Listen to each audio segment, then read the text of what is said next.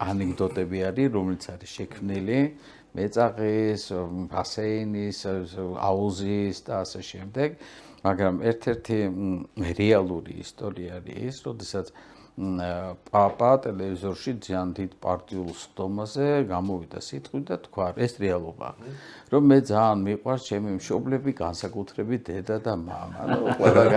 ყველა გაეცინა სხვა ვინ არის რა და როგორ და შემდეგ, არა, მე დააკონკრეტა. მშობლებიდან მშობლიური პარტია, მშობლიური ლენინი და ამ მშობლებიდან განსაკუთრებით დედა და მამა მიყვარს. აი ესეთი ტიპის იუმორი ქონდა მაგას.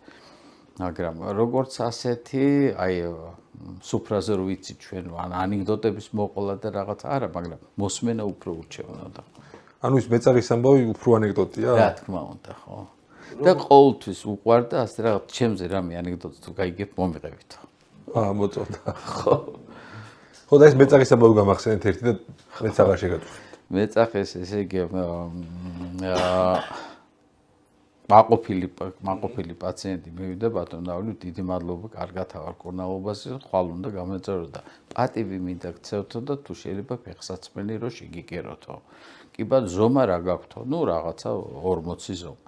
ძალიან კარგია კი ბატონო და გავიდა. და მე 5 წუთში მოვბრუნ ბატონავი, თქვენ როგორ გირჩევნიათ ხუსლიწინ თუ გავუკეთებო.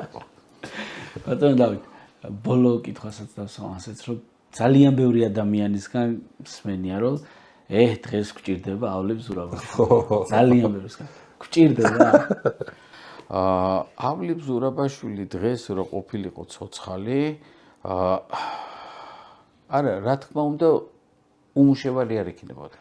ხო? არც მაშინ. ძალიან კარგი იუმორი გაქვს. ხო.